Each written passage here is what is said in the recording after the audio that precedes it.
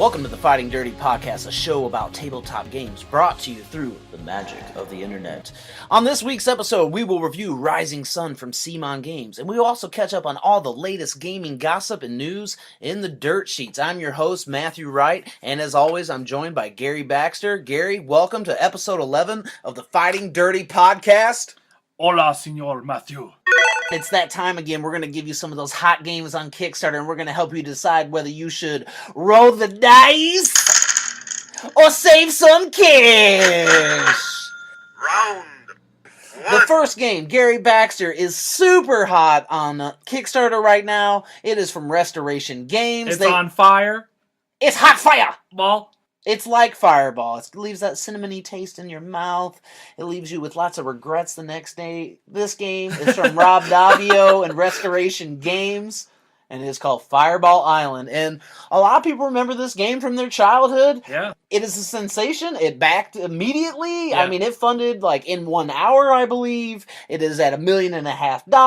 Everyone's talking about it. Everyone's reviewing it. The game itself is on tour. It has tour dates, so it's playing. It's like Bruce Springsteen just hitting all the hits. Hitting all the corners Yeah. of the United States, every friendly local gaming store. So, what are your thoughts, Gary? Fireball Island. Roll the dice and save some cash. Fireball Island. I did not play this when we were young. Neither of us had this game, so I didn't play this. I played Mousetrap though. I know they're not the same, but I know that is the general theme: is the cool looking board, the knocking down pieces with fireballs, aka marbles, and it looks awesome. There's a big volcano in the middle, and a lot of it is that. It's a cool looking game. It has moving pieces. It's Rube Goldberg-ish. I hate to say this, everyone. I know you backed it, but save your cash. I didn't back this one. And you were considering it. I was considering it. A pledge of $60 gets you the base game. I feel like that's what it's going to be at retail. And I feel like in 5-6 months, I'm going to be able to buy this for a lot less than $60. And let's be honest. Then I may be more interested in buying it. This is a kiddish type game. I would maybe play it with my nephew in a year or two when But then he's you're not ready. going to want to play it again. I just don't. Yeah. I don't see the replay in this game. I think the novelty is going to wear off fast with this game. I think it's a cool birthday gift for a very young kid. I think that's when you should roll the dice. Is when it's a birthday present for maybe a kid under 8, 9. But as hobby gamers, save your cash. I'm sorry. Let's move on. Save your cash. Round two. The next item on our list for rolling dice and saving cash is Street Fighter, the board game. This is right in our wheelhouse. Thunder and Tiger. This game also funded in 1 day. It is from Jasco Games, who people may know them from Mega Man fame. They have a Mega Man themed game. So it looks like they are really going hard on the Capcom license for whatever reason. Maybe they got a bulk deal. Probably. So it funded in 1 day. It's made almost $1 million. It's got 19 days left as of right now. Gary Baxter, roll the dice, save some cash. Street Fighter, the board game. All right, this game at first initial glance looks really cool. It has painted miniatures that look really great. It has 3D props. Comes with a lot of boards, different stages that are iconic from the game. Watched some of the gameplay, and I was thoroughly unimpressed. I just don't see this game as being very deep. I could be wrong, but I'm just saying from what I'm seeing, I'm not seeing the game there, okay? I just feel like this one would be a novel game for people that enjoy the IP. I love Street Fighter, obviously, but I'm just not seeing the board game there. I'm sorry. I hate to say this. And maybe I'm not, because Jasco Game has put out some garbage before. That Mega Man game, as Matt loves to tell people, sucks. I'm worried. I'm worried that this isn't going to be a good Street Fighter game. So I'm sorry. I hope I'm wrong, but save your cash. And it's sad because we are Street Fighter fans. We are Street Fighter players. And I have not enjoyed Street Fighter V. I wish this game was good so I could play some Street Fighter. Right. But it does not look good. And this does not look all that fun to play. Okay. And I will wait for this game to be on discount so I can buy those miniatures and put them on a shelf. And that is what the game is worth to me, because some of these do come pre-painted. Oh, man, we are crotchety today. We hate fun, apparently. All these things are I don't hate fun. Fireballs! I don't want people to waste their cash. Yeah, I get it. And when it comes to Kickstarter, when it comes to spending $80 on a board game, Yes. you're getting, a square board, some cards, and you're going to get a bunch of figures that are painted, so that's cool. Is it worth it? Are you actually going to get $80 of fun out of this? I guess that's up to you, but me, save your cash. Buy this at discount. Round 3. All right, the final item on our Roll the Dice or Save Some Cash segment is not a board game. What? For the first time ever, it won't be a board game. What is it? I'm interested now. I have no idea. I haven't seen this. Dear Baxter, should you roll the dice or save some cash on backing the Secret Cabal Gaming podcast? It is on Kickstarter. It started this month. They are about 55,000 in. Their stretch goals will begin at $80,000, and this will allow them to continue to create podcasts, video, expand the show, potentially even have their own convention, has been mentioned on the BGG forum, so I feel like there is a lot of unknown. So I'm very interested. There are supposed to be some goals that come out tomorrow, but I won't know. We're recording right now, so check the Kickstarter. Gary Baxter, should you roll the dice or save some cash on backing the Secret Cabal Gaming Podcast fundraiser? Matthew Wright. Even though this one isn't a board game, I'm glad you added this one. I've been a Cabalist for a very, very long time. You and I personally have been to every single Gen Con meetup that they've ever had. I remember the first time that we went, we got to meet, Jamie, Chris, and we spent a significant amount of time with Tony. I mean, a lot of time. Whereas we spent so much time, the next time we came, he remembered our name and he recognized us. So, I mean, it's great. I mean, I've been a Cabalist a long time, and I have no doubt in my mind that you should roll the dice on this. These guys are great podcasters. They do a lot for the community. They're easy to approach. They're great guys. They deserve everything they get, every single thing that they get. So this is a near and dear one to my heart. I feel like these guys, I hope they hit their goal and beyond. I mean, imagine going to a Secret Cabal Con. That would be killer. Just being around other Cabalists, drinking beer, playing games, having fun. I mean, gosh, this one's easily roll the dice. Just absolutely roll the dice. I know you went in last year. Last year I was having some hard times, so I couldn't even give them $1. So this year, yeah, I'm all about this. Just go in, give them some money, just go in. Absolutely, and they got options at $5, $20, all the way up to $100. Whatever your level is, throw them $1. Throw them $5. Throw them $20. They deserve it. They do a lot for the gaming community. They keep their fingers on the pulse of what the fans like. And again, great dudes. We wish them all the best. So we are supporting the Secret Cabal Gaming Podcast 2 years in a row on Kickstarter. All the best of luck to them. So as you guys are listeners of the show, please jump on that Kickstarter. Throw them a couple bucks. They deserve it. Yeah, that was cool. Nice job adding them. That was neat. And that was Roll the Dice or Save Some Cash. Fight! Coming up next on the Fighting Dirty podcast, a review of Rising Sun from CMON Games. Hey Dirtheads, it's your faithful host Matthew Wright. Before we get to the review, I just wanted to take a second and thank you from the bottom of my heart for downloading this show. This month marks our 1-year anniversary. This last year has been an amazing experience for us at Fighting Dirty. So thank you for listening to this show. Thank you for sharing this experience with your friends. Coming up this summer, we will be developing more video content that will be available on YouTube. We released a Rising Sun unboxing video back in February, and that was our first foray into the world of creating video content. Please go check that out on the Fighting Dirty YouTube channel. As always, we're available for download on iTunes and Stitcher, and now we're also available on Spotify. Enough of the shameless plugs, let's get to the review of Rising Sun from CMON Games.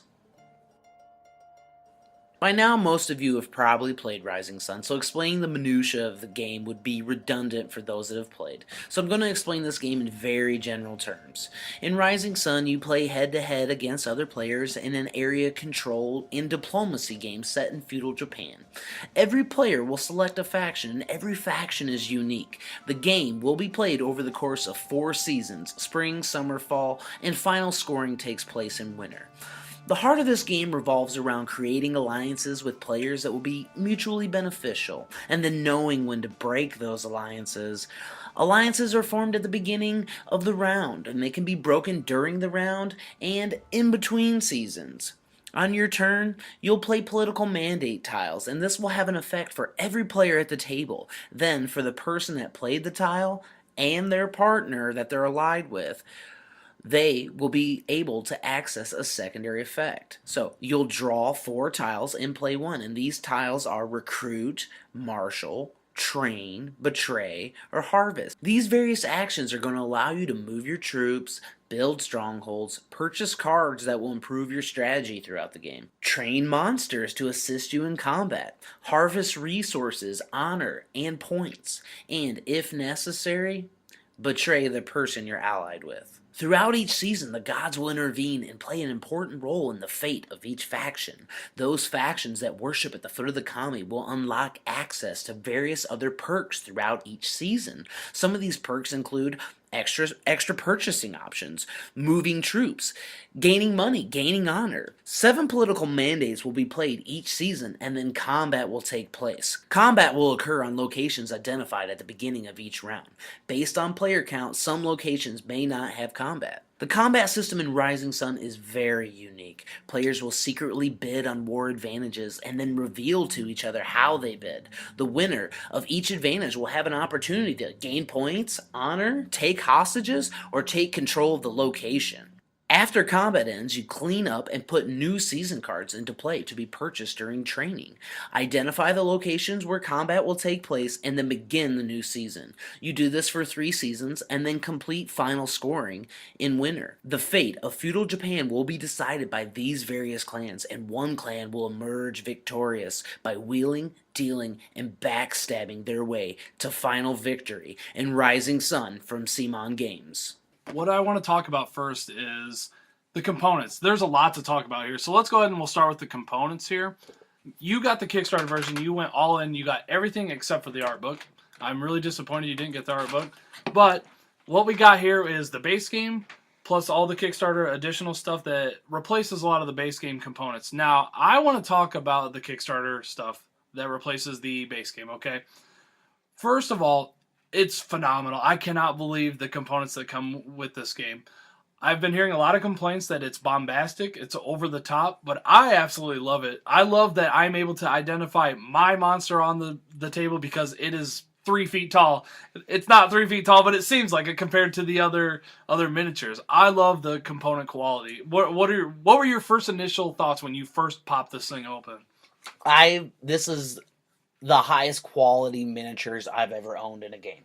And I own a lot of games, but this one they really blew this game out. And I don't have Blood Rage, so if I had Blood Rage, I'd probably be comparing it to that. But I have some pretty good games with miniatures, like Descent, and Mechs vs. Minions, those types of games. And this one just blows those out of the water. The amount of detail, the size, the texture, just everything about the miniatures and specifically the monster figures, they're just out of this world what they did with those things. So the component quality, top notch, totally worth the money in my opinion that I paid to back it. Now, one of my favorite things, and this may sound cheesy, is the political mandate tokens. They're in the base game. They're just cardboard tokens that you'll put on the board. With the Kickstarter exclusive, they're mahjong tiles. They are thick mahjong tiles that when you shuffle them, they're clicking together and they sound great. I fell in love with these things. As soon as you pulled them out, I was just playing with them nonstop. That's all I was doing. I was like, these are awesome. That would have been worth $20 just to me, just to have those to upgrade those just cardboard tokens. Yeah, I love those. They really blow out what you're gonna get in the version that you're gonna buy at the store when you don't get the all the Kickstarter exclusives there. The coins, the metal coins, are amazing. The flags on the board. The so flags. When you have to dictate combat, where each combat's going to be at on the location on the board, normally it's just a little token that says 1, 2, 3, 4, 5, 6, etc. Now, with the Kickstarter stuff, you get little flags that actually stand up on the board, so it's much easier to identify on the board. You see the flags on the board. I love those. The Ronin tokens feel great. They feel like the same material that the mahjong tiles were made from, correct? Or are they more plasticky? They're more plasticky. Okay, but they're great, as opposed to just a cardboard piece. And it adds to the game so much. And I understand why people will just go with the base game, and you're not losing the quality of the game that you're getting. You're getting a great game. You're getting a great betrayal game, a manipulation game, a deal-making game. But I'm just saying the components that come with the Kickstarter stuff had just completely added to the experience to me. The neoprene mat that comes with the Kickstarter exclusive stuff replaces the actual cardboard mat on the table. Is awesome. It's about 40% bigger than normal. It takes up if you have a small table, you're not getting this game on your table. This mat is huge. The components are huge. You need a big table. Matt's got a nice table that's about 4x8, I would say. And we were still scrimping for space. The figures were, the additional figures were off the table onto a different chair so that we could kind of grab them from there. And there still was not quite enough space. I mean, but it was worth it. I mean, it was a 6-player game. I didn't play this game, but I helped and watched and stuff. But just seeing the whole game in action with the extra components with 6 players playing, it was beautiful. I know that it sounds strange watching someone play a board game as being beautiful, being described, but seeing the components move around, I was able to easily identify who had what, where everything was. And the game was, you taught the game really well. Everyone seemed to understand it very, very easily and play through it. The thing I'd like to talk about now is, so we did the components. I would like to then talk basically about player count, and then we'll move on to more gameplay. So I've played 2 games, you've played 3. The first game we played was 4 players. The second game was 4 players, and then the third game you played was 6. Mm-hmm. Now, how do you feel between the 2 4-player games and the 6-player games?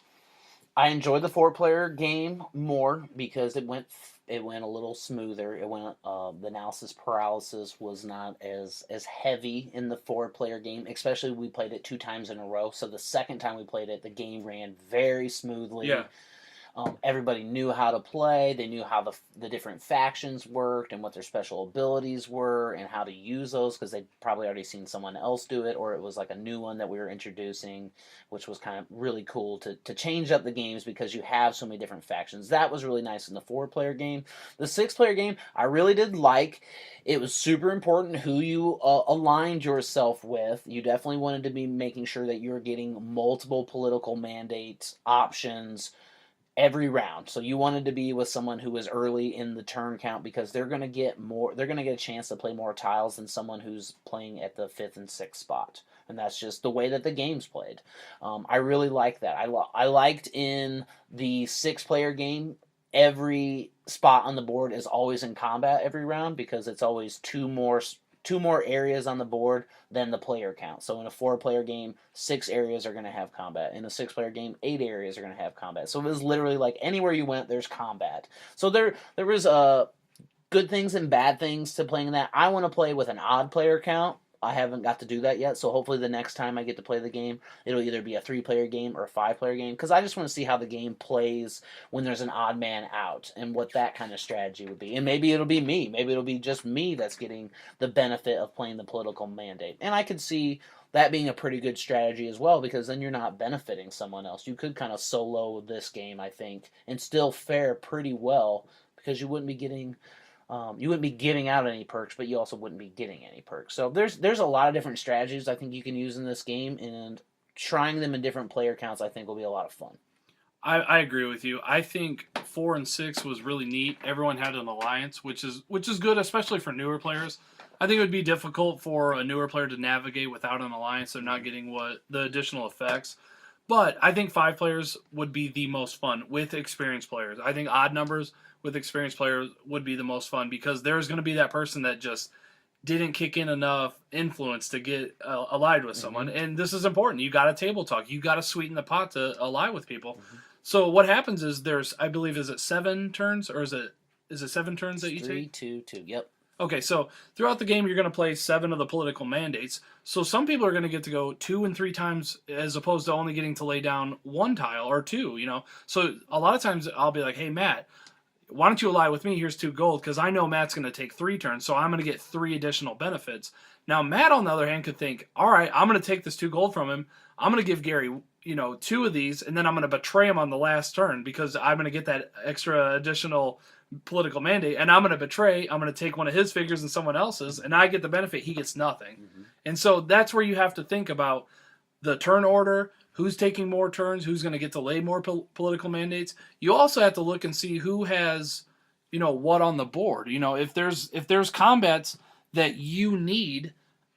I'm sorry. Let me get rid of this bug. It's bothering me. I don't know why. Get out of here. All right. Right to the game box.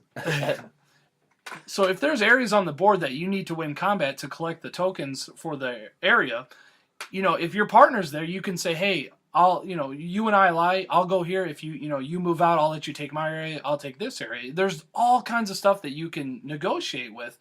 And what is really amazing about this game is that the more you play it, the better it's going to get. In this game, I think really is going to take about 10 plays to really get into the heart of the game, to become like a really seasoned Rising Sun player. Because we played the first game, I ended up winning, and I never count the first game because everyone's trying to figure out. They make a lot of mistakes.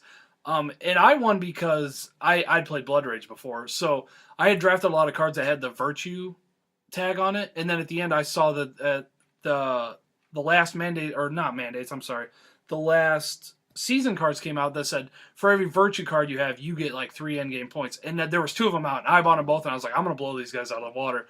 And at the end of the game, I was getting destroyed in combat. I had no money because I was buying so much stuff. But at the end game scoring, I scored a whole bunch of points. I almost lapped you guys. I think I did lap someone because I had a lot of end game scoring. And it was because I played Blood Rage. And that was the drafting had actually helped me there. The next game, I committed to playing completely different. I tried to do more combat, collect more of the area tokens. Because at the end, when you have a number of different tokens from winning combats in areas, you decide you count how many you have, and you'll get more end game points for having more of those tokens. So I tried to play more combat heavy. I ended up winning that one. That one I more considered a win because everyone kind of knew how to play.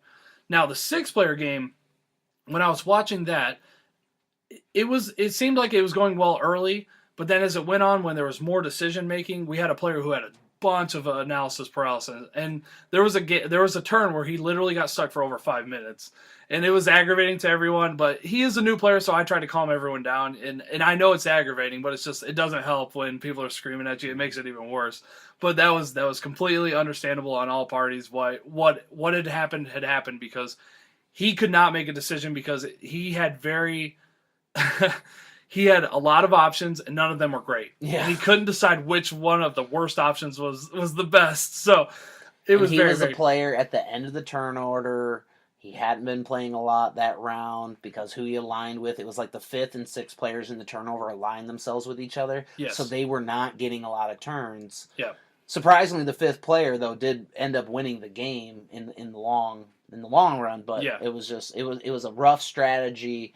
When you're that low in the turn order, a lot of the options are already taken when it comes to marshaling or recruiting. Even though you get to do those things, you're not getting the perk of it. So you may not get to put out that extra stronghold. Yes. You don't get to summon that extra figure. So now you're choosing between, I got 2 betray options, and I got so there's just limited options, and sometimes they're bad choices. So I got it. It was rough. It was late. Yes. People were getting it took too long. It was a long game. And a lot of the thing I didn't see was people using the betray mandate strategically. No. Because, there are times when you and we could still be allies. I could break that alliance. I could lose the honor, and I could strategically move characters that were influencing us. I could get rid of them from the board to even help you and I out. And people weren't doing that. We had a point where I betrayed someone. I was like, hey, I'm going to betray you so I can get rid of that guy so you can win that combat there, and I'll move this one because that one helps me. So I betrayed him. The next round, I was like, hey, let's re-ally. And he goes, no, you betrayed me. And I was like, but I lost the honor, and I got rid of the guy for you. What? I didn't betray you. I broke the alliance. I lost the honor, but it wasn't a true betrayal. I helped you with the betrayal, and he didn't get it. He was stuck on the... Well, we were working him, too, though. I know. Oh, he betrayed you. That's what's great about this game. It's table talking, and putting out the idea that, oh, he betrayed you. He did that for a reason. It was to screw you over. And you had him totally convinced. Oh, for sure. Yeah, in the last game, someone was playing the betray thing, and as soon as he played it, they go, here's 2 tokens, don't kill one of my guys. Yeah. And kill guys on the board, just don't kill my guys. Exactly. You know what I mean? I got the money, take it, just don't mess with my game. Right. And that's what's really neat about the game is you can have a lot of tokens, and you can start throwing them out for influence. The only time you can't give tokens to people is while they're in combat. Sure. So you need to do it beforehand. But it's great. I remember there was this one time This was actually during Comet. It wasn't before, but I was like, I had no figures on the board, but I had a shit ton of money. So it was like one against like a bunch of guys, like 5 or 6 guys. And I just put like, I won every single part of the war advantage. I put enough tokens on every single one. And you trumped them. Because I won the combat because I took a hostage. I had a bunch of Ronins. I was able to hire the Ronins and come in and win the combat. I trumped him, killed him, and trumped him with all that money. Mm-hmm. I had like 2 characters on there. He had like 6, and I just had more money and trumped him. So more influence. It was great. In general, I would like to talk about like the general gameplay, the flow of the game, how it plays, how easy is it to teach, how easy is it to play the game. So what are your thoughts on that? It seems like a lot at first for people. Just some language like which one's a Shinto, what's a Bushi, what's a Daimyo, which is a Kami, all that stuff. Just the language, get the language down, play through one season, and people have it. That's kind of how I feel. If you can work through that first spring season with a new game, then you'll start to hit your stride definitely in summer and fall. So if you can get over that hump, that first round usually takes the longest. I agree, and the issue with that is, so you play through the first round, and then you're ready. I would say you're ready midway between the second round. So you've played about half the game. Now you're finally ready. You've made a ton of mistakes. You realize those mistakes you made. So then you finish the game. By the time you finish the game, it's been like an hour and a half, maybe more. So, if you want to play another game, you're committing to another hour and a half. So this game is better played with people who are experienced. It's going to be better played with people who know how to play. So it just kind of stinks when you play with if you have a new player or a couple new players and you're more experienced, they're just going to get ramrodded every single time.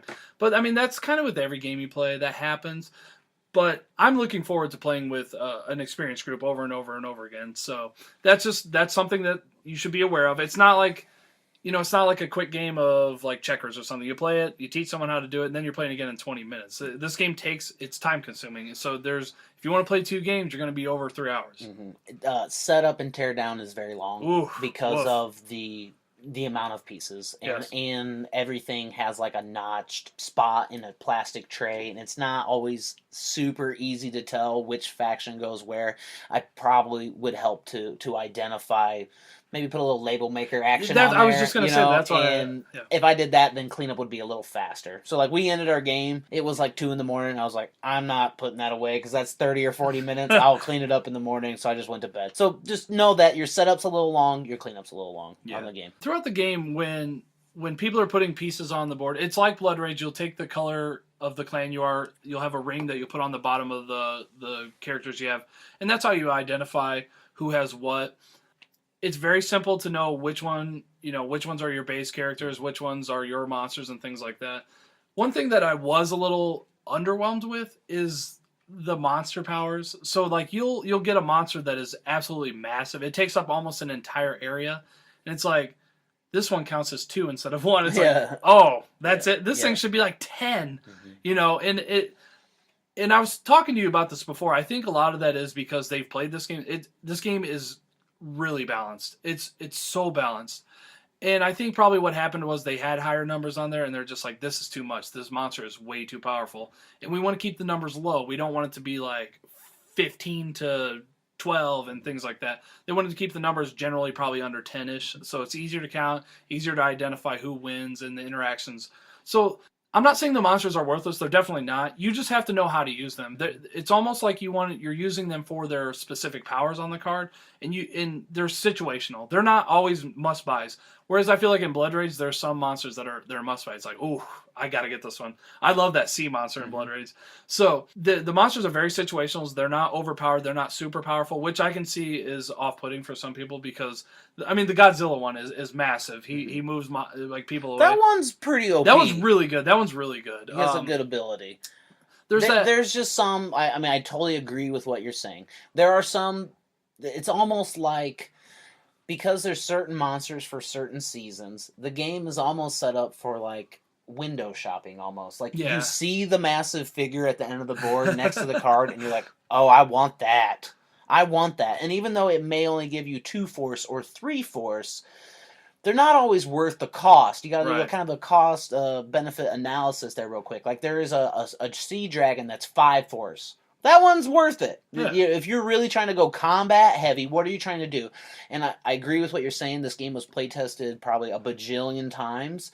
And if you made the monsters too overpowered, then the Ronins wouldn't be important. Right. You know, so there's like, if someone shows up with a big monster, but you know that it doesn't have a ton of force, and I have a stack of Ronin figures, we can do this. We can overcome this monster with manpower. And so the balance there is definitely there. You want to, for better or worse, you need to read through the cards, the training cards. Like, even before the game, I would ask, like, can I read through all the different season cards so I would know which monsters are coming out? And I think that's fair to do that. I do too. Everyone should know what that stuff is. They should know that in the spring that this awesome monster is going to come out that's probably way better than a monster that's available in the fall or in the summer, etc., etc. So just don't get hooked. And I saw some people get hooked, like they just buying monsters buying monsters when there's so many other strategies.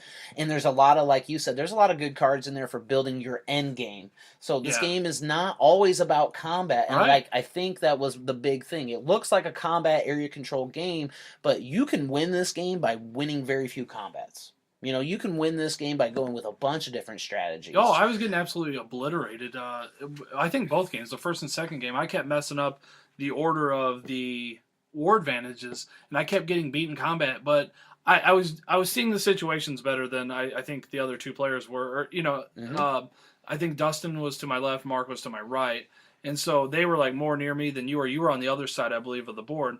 And I was just trying to be more situational, and I would draft the virtue cards or the other cards that would allow me to do other things as opposed to combat. So they weren't recognizing the situation. So I think even the monsters are very situational. So some are so advantageous to drafting, and some are not so much. And that's part of the game, is recognizing that sometimes that Godzilla monster is going to be amazing, sometimes it's not, because there might not be a lot on the board. So it's because some of them are really expensive. I think some are like 5 gold, and when you pay that means you're not going to buy a training card later. You're not going to buy something later. You're going all in with that. And when you pay all that money to buy that, you're not going to have money to go into combat with to put on your tableau at the end. So is it worth it? Is it worth the 5 money for the 5 force? There's a lot of cost analysis between what, if I buy this, it's great, but I'm not going to get to use it till next turn.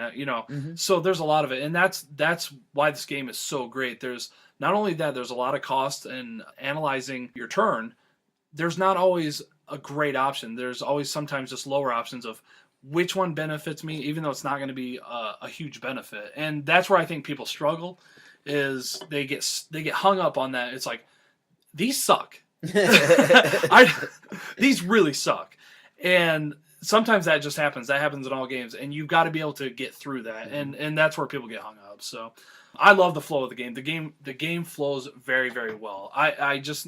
I want to play with players that know what they're doing so the game can flow even better. Because when it gets hung up, man, does it get hung up. And that happens with all area controls. You need, experienced players. But that can be a mood killer when it gets hung up. And that was, honestly, when your 6-player game was going on, that's the worst case of analysis paralysis I have ever seen in my entire life. It was legendary. Like, I was laughing because I knew your face, like, you were miserable, and I was miserable because I knew that other people were miserable too. Yes. And at one point I was like, I asked one of our guys that came over, it was like, are you okay? He's like, I'm just bored. And that I never want to hear that playing a board game. And that's like, you've always been the yin to my yang kind of thing. And, you got a little aggressive with him, and I was just like, man, I know, dude. I know it sucks, just taper it down. Because he doesn't play board games, the guy that got locked up. And then so I was just like, I know. And so, like, tried to nicely tease him into going, and it still took forever. But he, that was legendary. And you don't want to see that, so it happens. I don't know what else to say. It's the worst case of analysis paralysis that I've ever seen. However, it has led to us into writing something really cool that's going to be upcoming. So I'm glad it happened. You can always take the positive out of it. Absolutely. So. All right, the combat is pretty unique. I've not seen a combat quite like this. And I'm not going to lie, I was a little miffed when we first did it. I lost a lot of combats because I just couldn't get it through my head, the order of the war advantages. Even though it's right on there, our buddy Mark just completely demolished me because I misplayed how I bid on the war advantages. So they go in order like this. you'll place tokens on each of the war advantages. The first one's seppuku. The next one's take hostage. The third one's hire Ronin, and then the battle outcome will come after that. You'll see who has the higher forces. So if it's 4-3, I would win. Mm-hmm. So after that, then you'll have the Imperial Poets, which is like a post-battle thing where you'll gain points. So for every character that died, you'll get a point. So the first one is seppuku, and you can, if you bid the most money on this one, you can kill all of your characters. You gain a point for each one you kill, and you gain an honor for each one you kill. So as we spoke about many times, honor is huge. It breaks all ties in the game. So even if you're in an alliance and at the end of the game you both have 100 points, you win because you have the most honor. So honor is huge in that game. So seppuku is big. So what happened to me was our buddy Mark kept killing himself. He was getting points in honor, and then at the end he'd have Imperial Poets, so he'd get points for killing himself. It was doubling it up. And he just kept miffing me because I would always try to do the next thing, which is take hostage. I would always bid high on that. He killed all of his guys. I had no hostages to take. So I just for some reason, I just wasn't getting through to me how to play this right. So when you have the most tokens on take hostage, you take a hostage and you take a point from your opponent. So if they're at 2, you're at 2. They lose 1, you gain 1. You're at 3, they're at 1. And the last part of the war advantage is hire Ronin.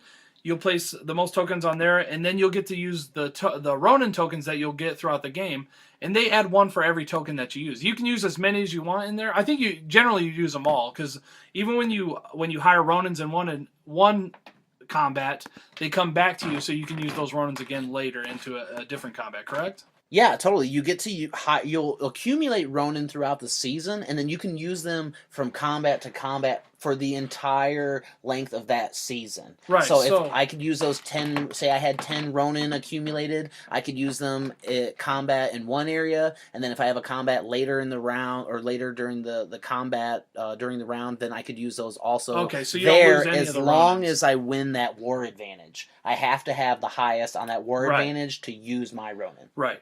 So the combat was a little wonky for me at first, but then after losing 2 or 3 like an idiot, I then got it. It made sense. Now the thing that I was a little confused about was after combat, the person that loses discards their coins. The person that wins, all the coins that they bid on their tableau, they take all those coins and give them to the loser as war reparations. Yes. So this is a big part of combat that people didn't understand, bluffing.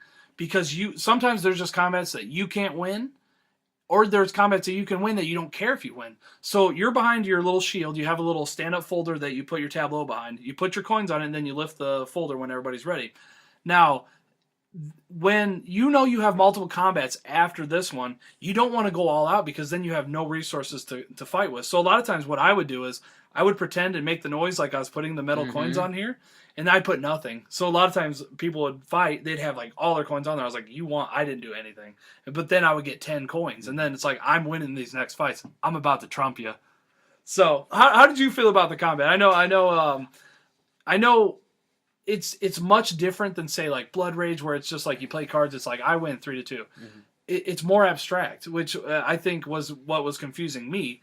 But I liked it. I liked it. So how did you feel? I just feel that it's a unique combat system that I've not experienced. I'm sure there's other similar games that have something like this. It really allows you options because most of the time, from season to season, you're probably going to have multiple combats. And the likelihood of you just blasting and winning those combats by brute force, it's not very high. Like, it is just not. Like, even if you spent all your money on monsters and had force, you may lose that combat because they may just, they're going to end up getting more points because they're going to do seppuku instead and gain points with the Imperial Poets. Like, there's just so many options that you have. You may want to take one area by brute force and then have combat later in the round where you just totally bluff it. And then in your third combat, you might commit seppuku to gain some honor because next round you want to be higher up on the honor because honor, again, is so important in this game. It is totally worth it to kill some of your guys off because killing yourself in this game is more honorable than getting beat down. So sometimes it is totally worth it. And our friend Mark has every time we play, he's kind of working a similar strategy where he's doing a lot of A lot of killing himself and a lot of trying to win the Imperial Poets, and it's a good little combination that gets him a lot of points. And then there are modifiers that you can get in training that say if you commit seppuku, get even more points. So like there are ways to modify your strategy. It is totally unique. I love that there's no dice rolling. It is simply, I got some money that I need to figure out how I'm going to spend it during this battle, and definitely projecting ahead. If I'm going to have multiple combats this round, I can't spend all my money here. Like, I have to be frugal at times and try to be crafty with it. And, you know, that's a good point. I love Chaos in the Old World. It's probably one of my favorite games, and it has dice rolling for the combat. You know, what I like about Chaos in the Old World is you roll a 6, and you get to roll an additional dice, and you can kind of keep comboing. And that's more luck, you know, and that adds to the randomness of battle. Not all battle is decided by sheer numbers. But with this, you really got to think about what you're going to do. And you got to outbluff, and sometimes you outbluff yourself. You overthink it, and then you're like, man, why did I do that? So I like both types of combat, but this one is very unique. I've not seen one quite like this, and I like that I have to think about what I'm doing in combat, because you can really mess up. Or sometimes you can outthink your opponent completely, like Mark did. He's like, I'm going to kill all my guys. I know Gary wants to take this as a hostage, so I'm going to kill all my guys, and then I'm going to take Imperial Poets. And I was just like, man, dang it. He screwed me. He lost the battle. I bid high because I needed a hostage. So he's not only, like, I won the battle, he got what he wanted, then he gets all my tokens. Because he won, you know, I won the battle. I didn't really win. You know, I didn't feel like I won. It didn't feel great. You're getting control of the territory, and that's an important thing. Like, you're going to get points at the end of the game for winning different territories. There's 8 territories on the board. If you can get one of each type, that's going to score you a lot of points. If you start just defending one area on the board, that doesn't get you a lot in this game. Locking yourself down, this is not Risk. Like, you don't want to just be like, I'm going to Australia and I'm locking it down. Like, you want to win a battle at every location. It encourages you to do that because of the high points. If you get one victory at everything, you score a buttload of points. I've not seen it happen yet. I've seen someone come close, but they're still like 2 or 3 off. It was like a lot. So, the combat's great, man. So let's go ahead and we'll move on to final thoughts. Let's go ahead and, you know, if there's anything that I didn't speak about or you didn't speak about, you know, we'll do that real quickly, and then we'll go from there, okay? I mean, the only question I would have for you is, how do you like this compared to, you briefly talked about Chaos in the Old World, but Chaos in the Old World, Blood Rage, Rising Sun, they're all area control type games. Just general thoughts. I feel like each one is an iteration from, I would say, you know, Chaos in the Old World came, then Blood Rage, and then I think the Others is in there, Godfather. Each one kind of iterates on the other. I like Chaos in the Old World the most. I feel like that one isn't the most balanced. There's a lot of asymmetry to that, where there's a lot of asymmetry in Rising Sun, which I like a lot about both of those games. That's what I like about both of those. Now, Blood Rage is very, very symmetrical. It's more of I would say this one's on the very lighter side of area control, whereas the Godfather is on the lightest side. I would say Godfather, Blood Rage, and then I would say probably Chaos, and then Rising Sun is the most difficult. And the only reason is Chaos is harder to play and combo all the stuff together. Rising Sun has more deal making than Chaos in the Old World does. There's not a lot of deal making in Chaos. A lot of it's just running from corn. You know, and I like that. I like that. That's great. But Rising Sun, you have to manipulate. You have to bluff and things like that. Whereas Chaos in the Old World, it's a tad more straightforward. Like I said, just because I like Chaos better doesn't mean I don't like Rising Sun, because I love Rising Sun. This is a phenomenal game. I think it's only going to get better over time, just like Chaos in the Old World. I feel like Blood Rage, I've kind of mathed it out. I've played it so much, I feel like it's mathed out. Godfather, I didn't like that game as much. I would definitely play it again, but it's just like it's on the lighter side. I feel like there's a lot of weird breaks in Godfather that happen. I think that's one that should go quick. A lot of times, and when people get locked up in Godfather, it infuriates me, because it's like, what are you doing? Just play! God! You got like 3 spots on the board. Pick one.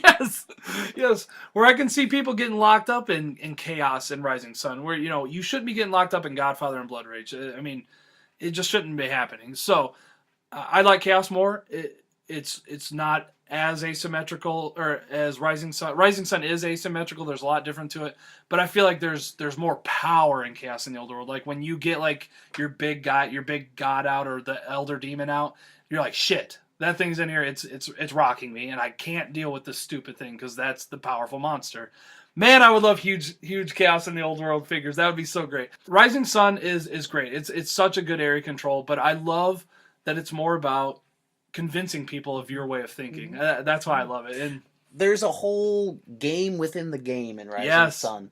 And a lot of the game actually takes place between seasons, between turns, from person to person, from political mandate to political mandate. You need to be scheming, and if you're not, you're losing. Yeah. Like, if you're not working an angle, like it is, I mean, Spartacus is a much lighter game than this, but it's that kind of thing. Like, I gotta be working stuff in between these battles. I gotta be wheeling and dealing at all times in this game. I need to be planting the seed in my partner's head, and sometimes I'm just gonna be very forthright and be like, here's 3 money, harvest. Please, yes. It'll help us both. Look, looking at your board, you're gonna get more money for harvesting. You know what I mean? Like, right. You can be forceful in this game.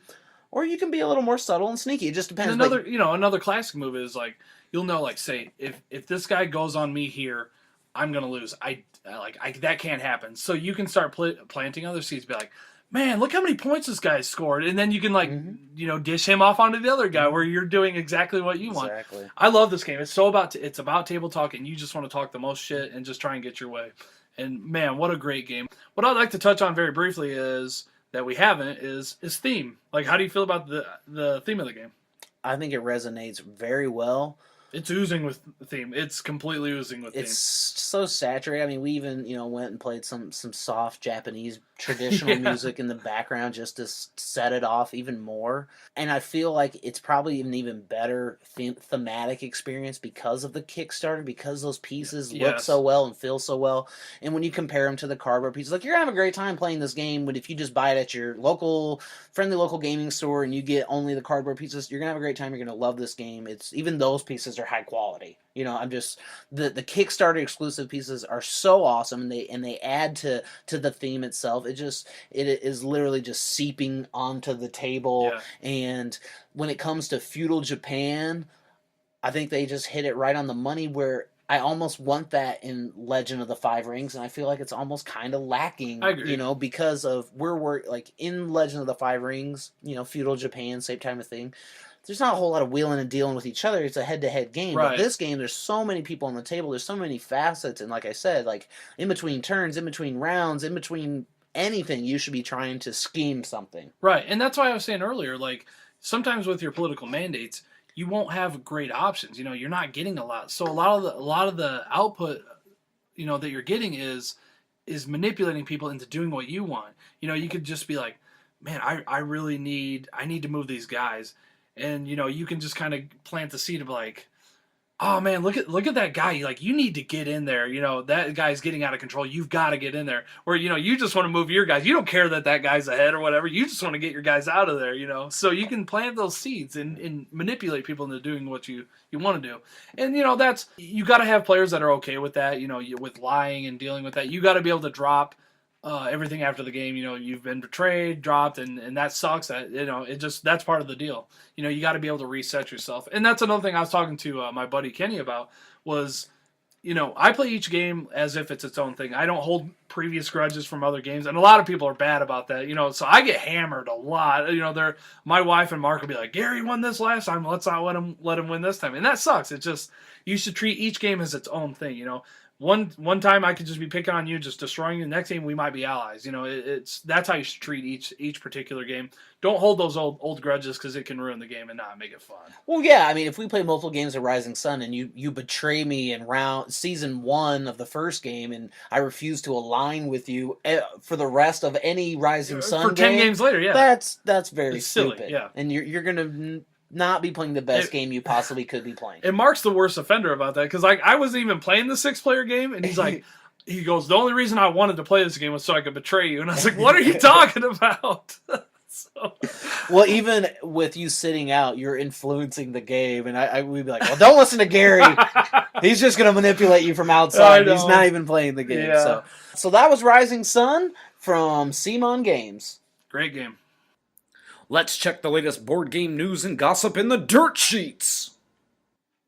The first item in our dirt sheets, we got to review the Golden Geek Awards for 2017, and I'm telling you, it was a really good year in gaming this past year. We have a lot of great titles, and some of those we weren't even able to get to. But Game of the Year was Gloomhaven. Yeah, I think that one was obvious, huh? I mean, it did gangbusters on the internet. It's been hot. It's been talked about. Everybody wants it. It's a draw. It's a definite draw, Yeah. and it's number one on Board Game Geek, I believe. It is. Yeah. Supplanting Pandemic, which to me is really a hard pill to swallow because I did actually get to play Pandemic Season 1 and I loved it. Yeah. And I've not got to play Gloomhaven, so I'm going to reserve how I will place it until I get to play it for myself. But the runners-up I thought were also very interesting. You had Azul, an abstract game where you place tiles and make patterns and get points.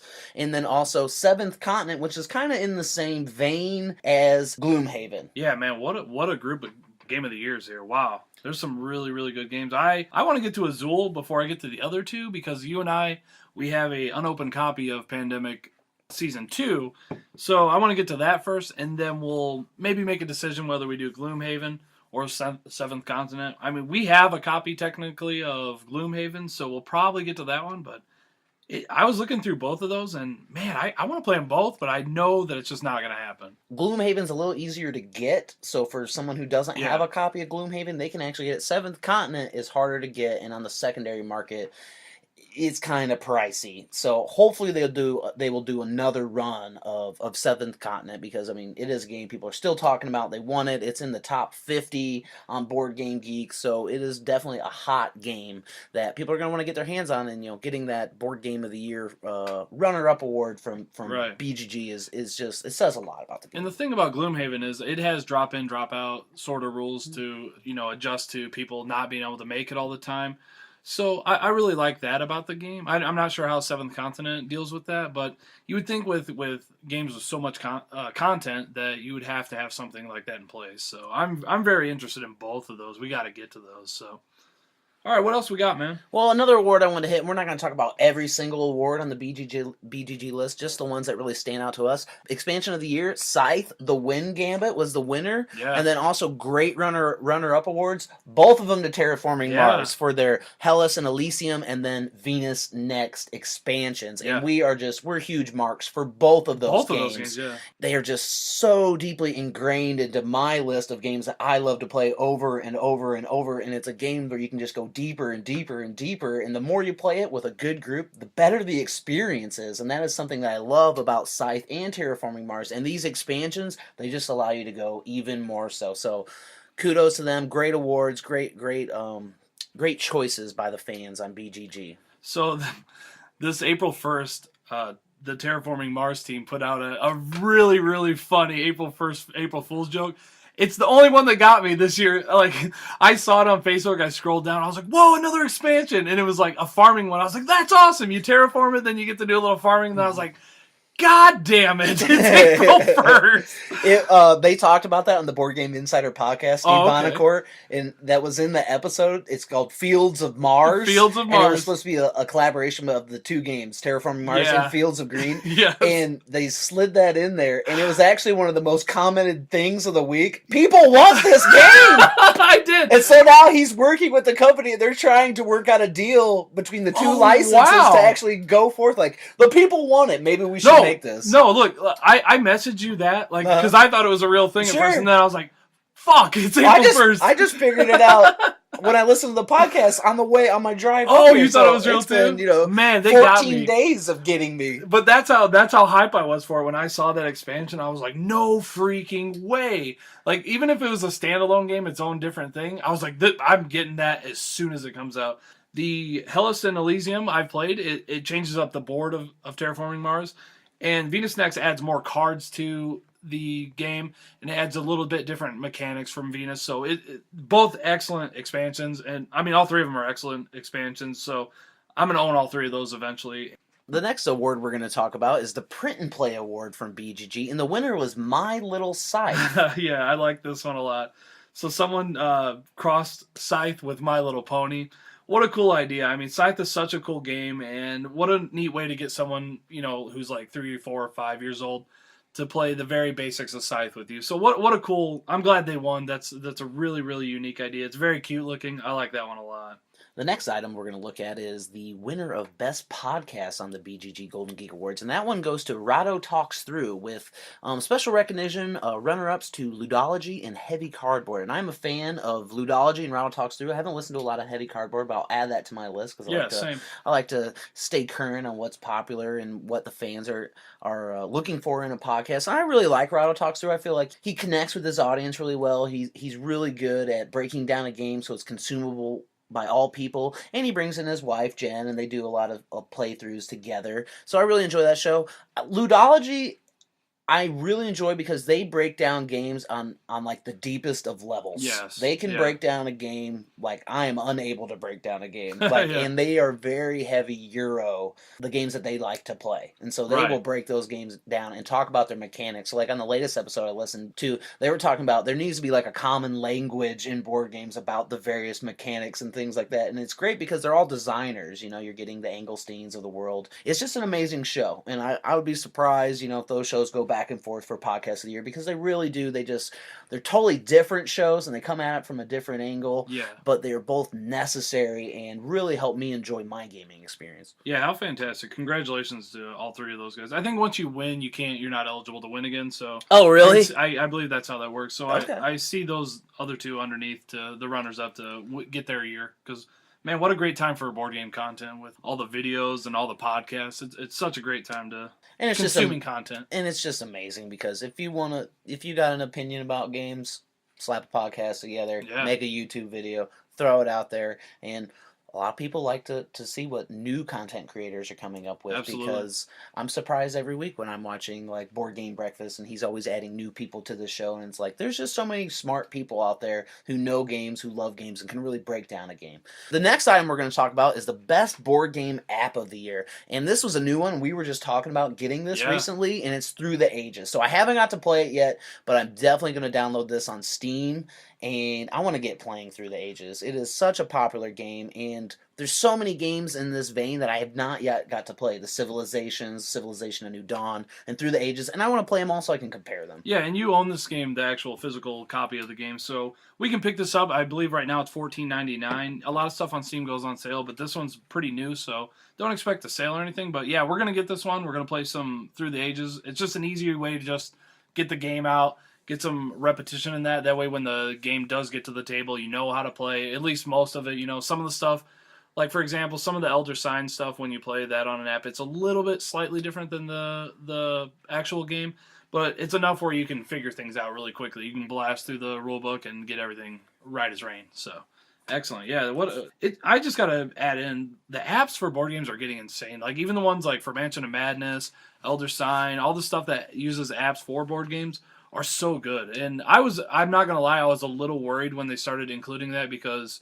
board games are a social endeavor. You're supposed to have people around the table interacting, looking at each other. So I thought that including apps would take away from that, but it hasn't. It's only added to the experience of every board game and every board game app that I've played. So excellent. And when you need a solo game, it's more fun to play it on an app. Yeah. I mostly only solo game when I need to learn how to run a game, and that's the only way for me to learn how to run it is by playing it. And often the first time, if I have people there, it's pretty brutal because I haven't actually played it. I've only read the rule book, so a lot of times I try to just solo play a game as like 1 or 2 or 3 players just to try to get all the kinks out, because you know how hard it is sometimes, especially with the way that some rule books are written and laid out, and you kind of just like, until you actually play it and it clicks and you're like, it's a 50-page rule book, but when you play it you're like, oh, that could have been narrowed down to about 20 pages and we could have cleared some of that stuff up. So that's really the only way I like the solo game, is if I gotta learn a game. But if I'm at home and I just want to chill on the couch and play a game on my phone, on my tablet or whatever, there's just so many great things out there. So I'm glad that they just keep putting out great games. You know, Terraforming Mars is getting added, Scythe is getting added. All these games are now getting new legs on a tablet or on the PC.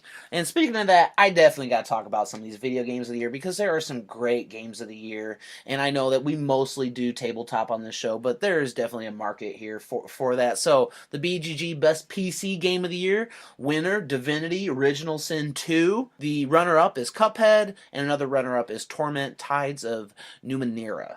And the only one I got to play so far is Cuphead, and I will talk about that in a minute. But can you tell us a little bit about that Divinity Original Sin? Yeah, Divinity Original Sin, I just recently picked up this year. It went on sale, I think it was like $25, and it's normally like, it was full price, it was like $40, so it came down.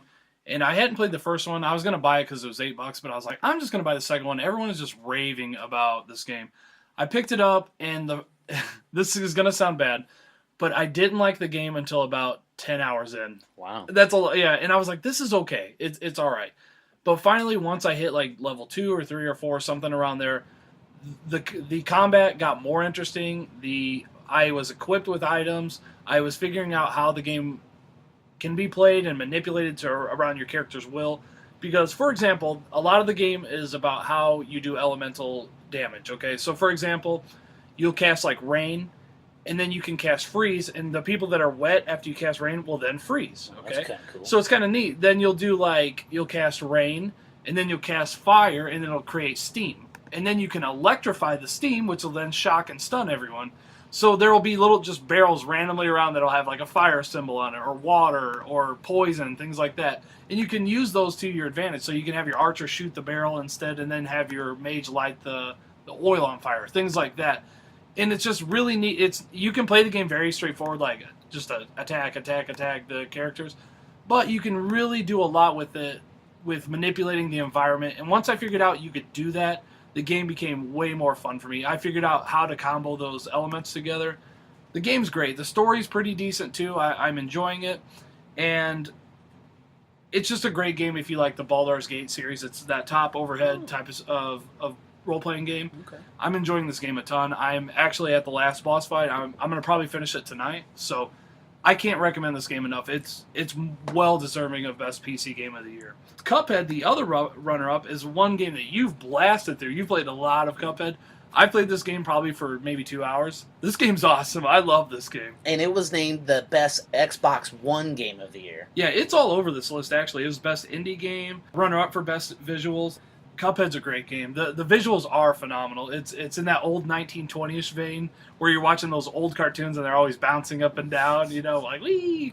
Man, the visuals are phenomenal. The gameplay just plays so smooth when you can recognize what is dangerous on the screen and what is not dangerous on the screen. Okay, in this game, there's a lot of stuff on the screen. So because they did such a good job with the visuals, you know what to avoid and what's just part of the background and foreground. So, how do you feel about this game though? Does it have a lot of longevity for you? How much time have you put into this one?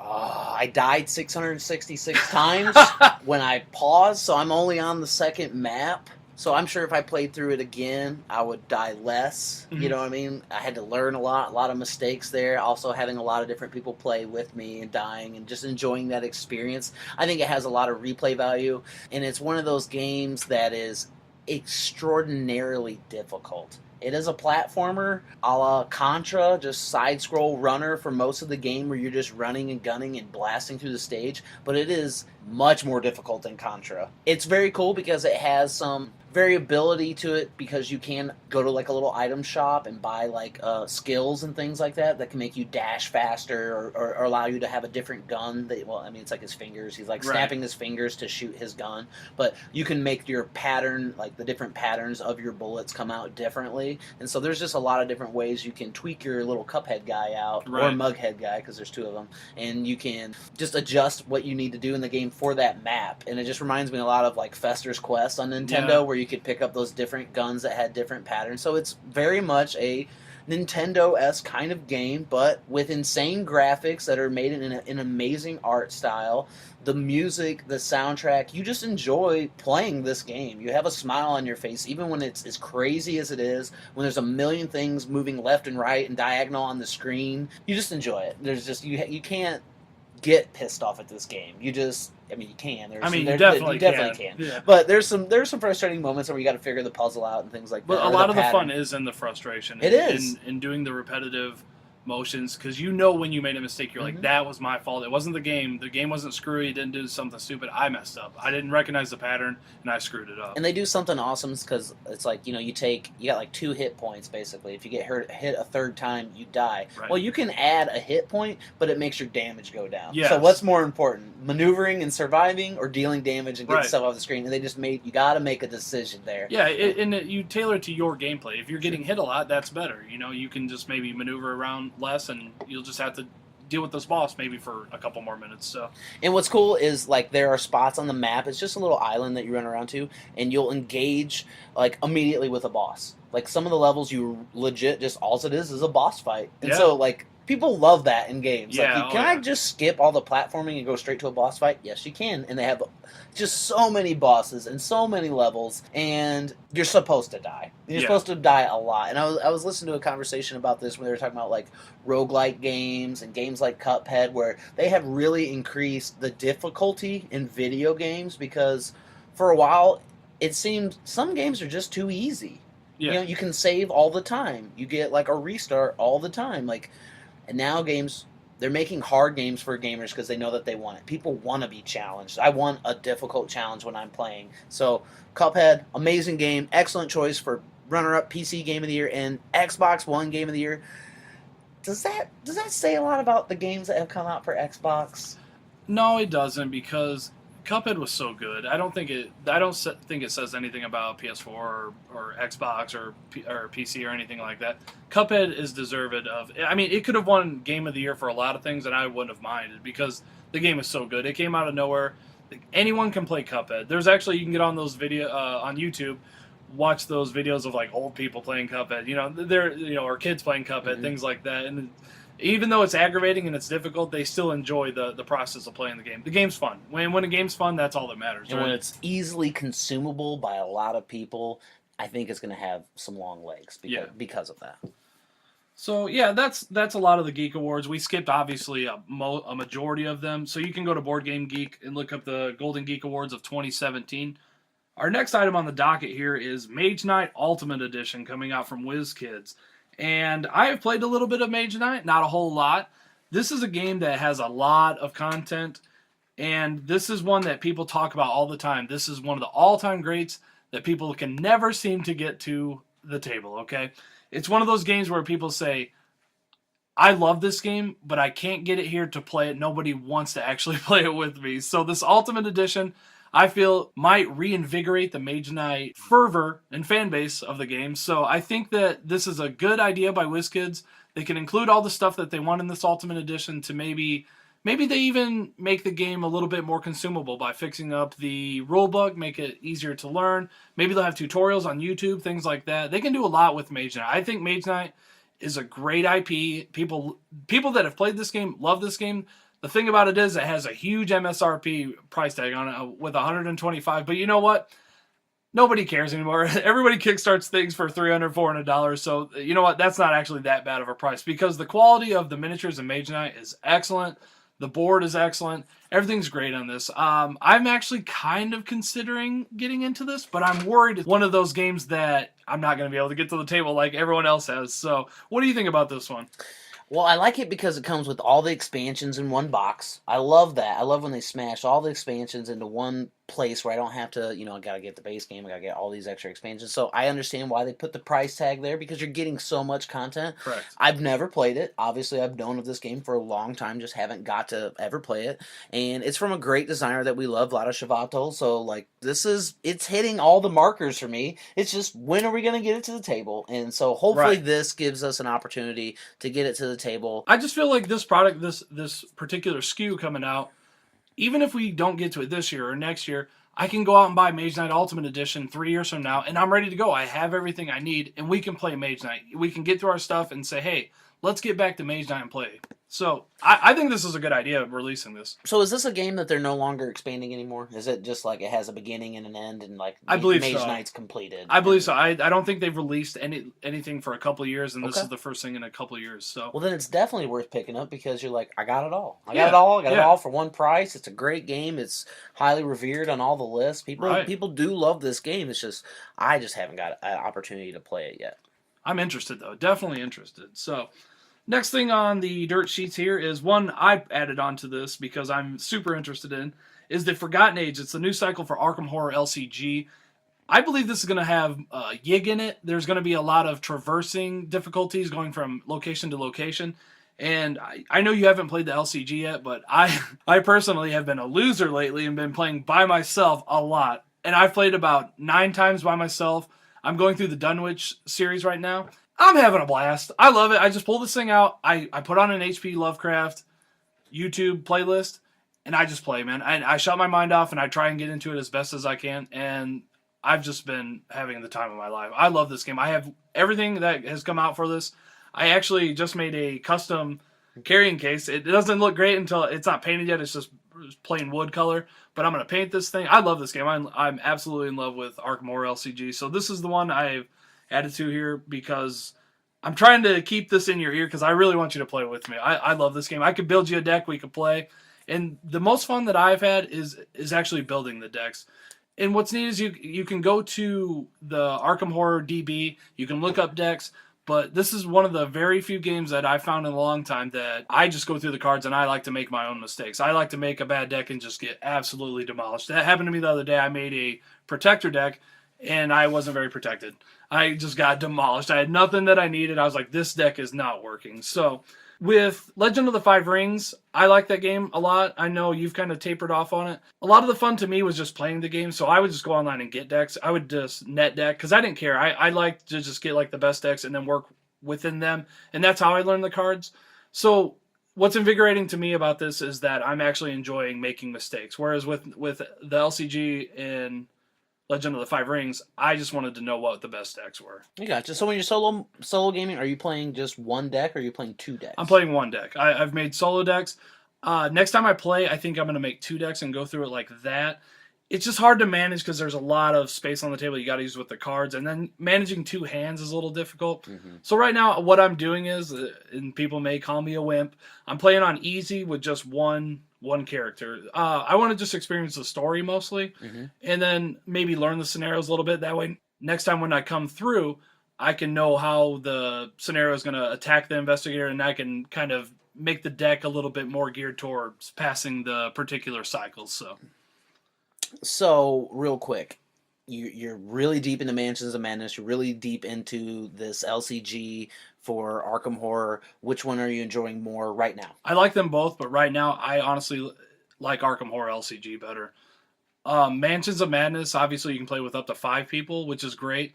But if I had a choice of playing me and you just playing Mansions of Madness or playing Arkham Horror LCG, I would rather build you a deck and teach you how to play the LCG than I would Mansions of Madness.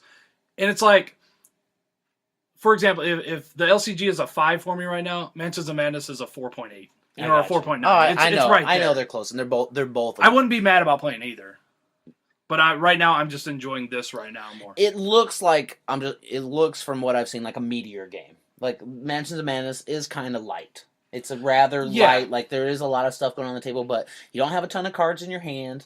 You only have a few actions to choose from. So take one of those actions. This game seems like it has a lot more options built into it. So. It does. So for example, take a look at this card here. Right now, it has the agility icon on the side. A lot of these cards are very, very important. You need them, but there's times where you need to pass that agility test. So you have to discard that card to give you a +1 to your agility because it has one icon. So you're torn between, I really, really need to pass this. There's a chance that I'm not going to pass this test. But if I discard this card, I have a much, much higher chance of passing this test. So what do I do? There's more options in it. And then I've screwed myself too, where I'm like, I'm definitely going to pass this. There's a really low chance of failing this test. And I didn't discard the card and I failed, and it's ruined my whole game. So there's things like that where, you know, when you have multiple investigators, you can actually help each other out by discarding cards, by assisting with tests like that. So it's a great game. I love it. It's so versatile. You can play from 1 to as many as you want, really, players. It expands that much. I wouldn't play probably with more than 4. I think 2's the best. But you can play solo. You can particularly make decks to solo the campaigns, and I'm digging the game, man. Love it. Oh, I thought it was only a 2-player game, so that's really interesting. You can the game scales. So the game scales all the way up, so you can add more. That's amazing.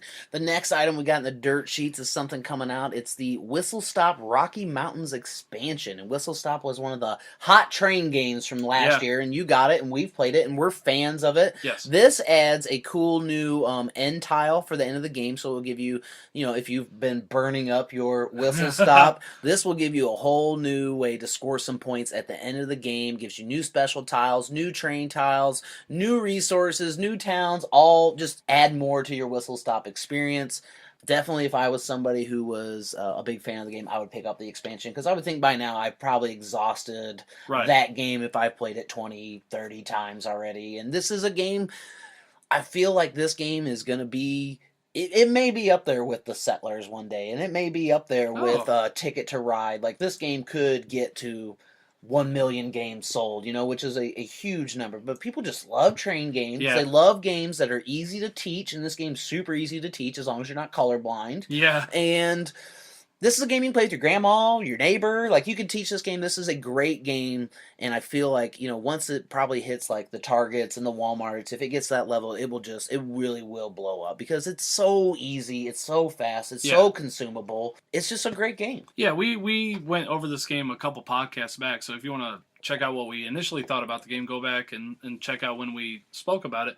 One of the big issues was obviously the color blindness. It actually ruined, I think, more of my experience than it did yours. You enjoyed the game a lot. I think you loved this game a lot. You ended up winning, and a lot of the issues that we had with the game was, you're like, give me that red cube, and we're like, that's brown, Matt. And you're like, oh, and I thought it was cool. I think this is a game that they could fix easily if they would have just thought about the colors and changed them. So, if they would have just made resources. Yes, it doesn't have to be a blue cube, just make it a shape. Yeah, a shape. Like a circle. A star. Various shapes would have solved all those problems. And I think that would have even helped with the younger players too, instead of, the colors, that you have the shapes and stuff. So it's a finite amount of people who are colorblind. So most people this game doesn't, it's so easy to tell all the stuff apart. But for those that are, it is difficult. Yeah.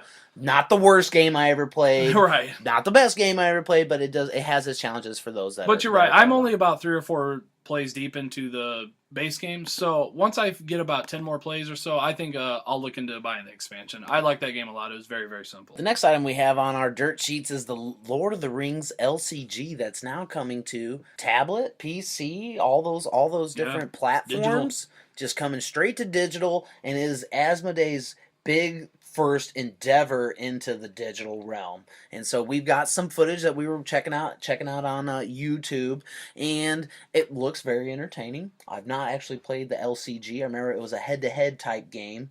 But what are your thoughts on this? It wasn't head-to-head. It was actually, Arkham Horror is kind of the spiritual successor to Lord of the Rings. So it was a cooperative where you'd be like Frodo, Gandalf, and all those characters, and you would make your deck and then try to get through like Khazad-dûm and things like that. So it was a cooperative that you'd fight through the deck. So I'm really interested in this game because the game got discontinued. They've modified some of the gameplay where the deck sizes are different, and they're trying to make it more palatable to people. But when I was watching the video of the gameplay, it looks like the UI looks exactly like Hearthstone. And I don't like that at all. It looks like it's difficult to read the cards, which I'm assuming you'll scroll over the card and it'll give you all the stats. But I'd almost like where they'd have the card out and I can just see the stats there. So I don't know if that's placeholder right now, where they're just demoing and they're in beta right now and going from there. Maybe they'll change it up. Maybe they won't. Maybe it's not as bad as I look. I've not played the game, obviously. I'm just watching someone play it. But I want to get this because this is another game that we can get into personally. And, we can build our own decks and we can fight through, scenarios. I think this would be a really fun one. If they do Arkham Horror LCG online, gosh, dog, man, me and you are just going to be burning that up. I love Arkham, so that's why I'm so excited for this game, obviously.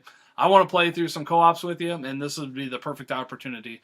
I'm just worried about the pricing. I hope they don't gouge on this because I have a little bit of a concern here. And I don't know too much about it. Are they charging for packs? Is it like, how's this game work? You pay to get into the game and then you buy packs from there to make your deck, or that just you pay a flat fee and then you have access to the whole game? I'm assuming they're going to make you buy packs like the LCG. It's like there's no rarity, but you got to buy the scenarios and packs out there. And if there's something like $2.50 to $5, that's fine. But if they're charging like $14 like they do for the physical pack, that's not happening. That's just not going to happen. I'm sorry. All right, in the same vein, next we got Terraforming Mars Digital coming to the Steam store. I am obviously going to pick this one up too. Terraforming Mars is a fantastic game. I want you to get this so that we can have more games that we can play together because we have a distance between us.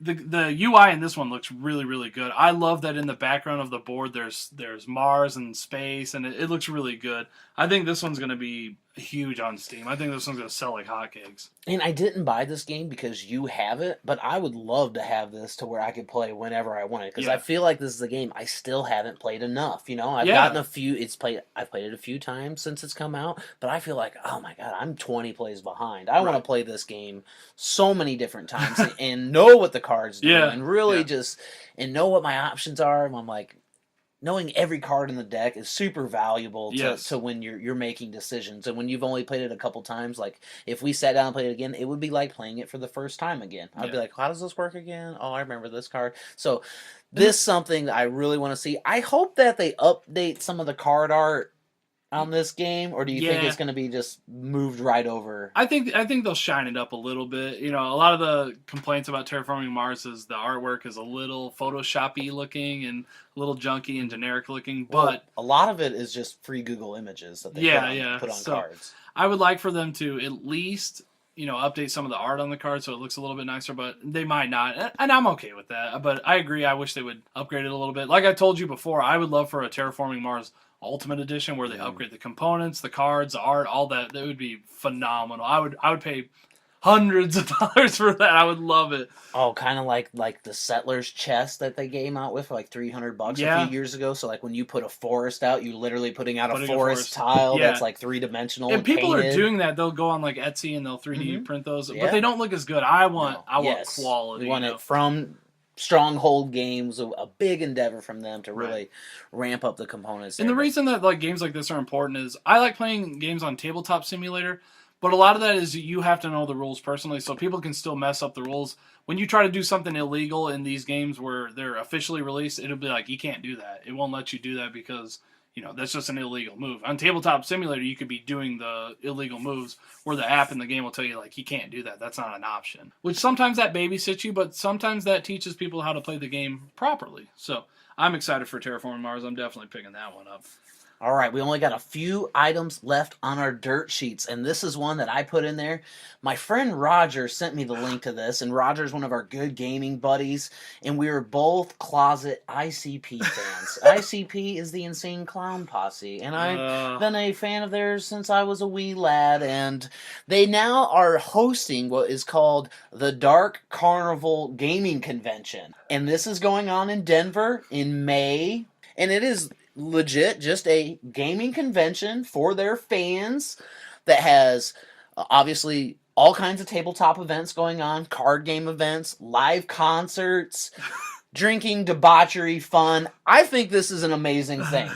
And I know that people, this is niche. There's like board gaming fans and then board gaming fans who happen to also be juggalos. That is a small number of people. So even if this convention's only 1,000 people, I'm sure for those that are attending, they are going to have an amazing experience. They're going to have the best time in the world. Because the niche audience there is just going to be, they're going to be a bunch of juggalos playing board games and just getting into pure debauchery. And they're going to have the best, worst time in the world. You know what I mean? It's going to be the best. I'm so happy for these people. I obviously am not interested, but I think that is the worst name they could have come up with.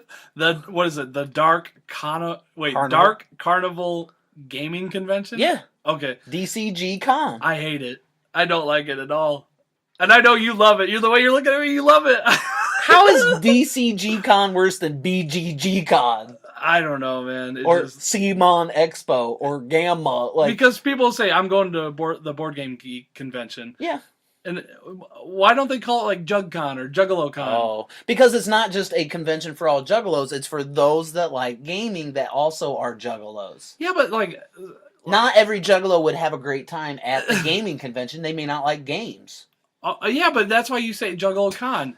Then you understand, like, this is... all right, I see what you're saying. So if you say JuggaloCon, then just Juggalos. Then just Juggalos, and they already do a thing. They do the gathering of the Juggalos. That happens every year. Why don't they call it JGC, Juggalo Gaming Con? What's wrong with DCG? It's horrible. It's stupid. No, it's Dark Carnival Gaming What? Convention. It's not a carnival, though. It's stupid. It is a carnival. No, it's not. It's a gaming convention. Okay. And it has all kinds of games, though, too. I know. So, like, I think they were trying actually to, as much as you can, advertise this convention to those that may just be juggalos, because they have games just like poker. You know, and Right. anybody can play poker, you know. Yes. But they also have tabletop things, tabletop games. Original games, too. And they have ICP games. They are licensing their own games. I'm sure it's terrible, guys. And just for I'm not recommending this convention to anyone. But if you're a juggalo and you like playing games, you should be there. And I think they'll have a great time. I do too. I would love to see some footage of this. Maybe I wouldn't. It might be too wild for me, but man, it would be so fun. I think the after parties would be insane. Oh my God, I think would. Going out and watching the live bands that they have playing would be a lot of fun. It's just going to be a bunch of juggalos taking over the Crown Plaza right next to the Denver airport. And that is just, it's amazing. The thing is, all right, you've resold me. So I consider... We can go? Listen, I considered never going to this. Now I want to go because I think the after parties would be out of control. Juggalos are very inclusive people. Very, very inclusive people. They're very accepting. Because I could go as a non-juggalo, and they're cool with that. I'd be like, man, I'm sorry, I don't know anything about ICP. They're like, man, you need to listen, but let's play some Terraforming Mars. And then I can paint my face like Kiss or whatever. Mm-hmm. Wait, is that not a thing you should say to them? Probably not. Okay. But anyways, I think you've resold me. I think because of the amount of fun that these people, they like to just go there and have fun and just let loose and just be themselves, absolutely be themselves. I think this would be a lot of fun, and I think we should try this maybe one year. Let's see how it goes this year. Let's get some of the feedback from it, see how it goes, and maybe consider it next year. I think it'd be fun. I'd like to go to Colorado anyways and try it out. It's great. It's a great city, and it's a great state. So for those that get to go to DCG Con, have an amazing time. Yes, please do. All right, our final item on the list. We're going to give a shout-out to Dan Carlin and his Patreon. Donate $1. Give him $1. Give Dan Carlin $1. He puts out 2 podcasts a year. You give him $2. He just needs $2. That's right. No, I love Dan Carlin. All of his podcasts are phenomenal, especially the Hardcore History. He does the other one, Common Sense, with Dan Carlin. He talks more about politics. But the Hardcore History in particular is some of my favorite podcasting in all of mankind. I'll put it that way. And I feel like there's definitely crossover here, and people are probably like, why are you talking about a history podcast?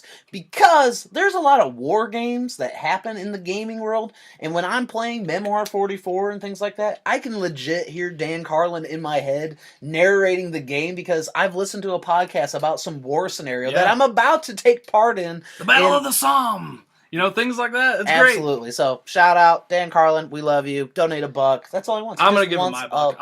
I love Dan Carlin.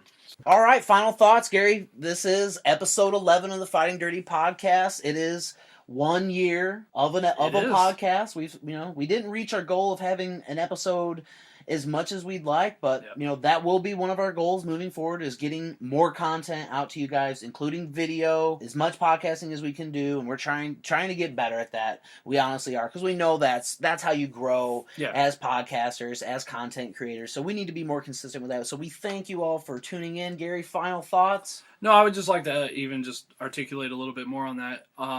This last year has been a lot of fun. I know we've only got 11 episodes out. We did some pre-stuff on YouTube, and we did some stuff in between. It's been a learning year. I mean, I've learned a lot. You've learned how to edit. I've learned how to edit. We've both gotten faster at that, and we've just had life run into us, and we've not got out what we've wanted. Matt and I are over an hour away from each other, so we purposely get together to do this because when we did it online, we didn't like how it sounded. We didn't like our chemistry together. But I love doing this, and I'll throw the gauntlet down now. We're going to start putting out 2 a month. We're going to get to that. It may not be next month, but this summer, we got some things changing, some things coming up, and it's going to be done. And we're going to have at least 24 episodes out. Maybe not this year, but the year after, there's going to be 24 at minimum. So, I mean, I would love to get more out this year and maybe hit that 20, 24 mark. It might not happen because we are behind. I was ill this past month. I was really, really sick. And feeling better now, feeling great. We have all kinds of plans for us personally and for us as as a group together with the podcast. I'm just really excited. It's going to be a great year. I was always scared of getting older, Matt, but I feel like the older we get, the better we get. I feel like I'm enjoying life. You're a great friend. I love you, man, more than you could ever imagine how much. You've been, with me since 4th grade. It's been a cool journey, and I hope we can make something of it. And if we don't, it's been worth every second. So that's my final thoughts. I love you, brother. Fighting Dirty 11. Here's to 11 more. And as always, Fighting Dirty is available on Facebook. We have a page, the Fighting Dirty podcast page. You can follow us on Twitter at fighting_dirty. You can send us emails. I will respond to your emails. fightingdirtypodcast@gmail.com. We're looking to set up an Instagram account. We'll post that whenever it's available. And thank you guys for tuning in. Until next time, We're out!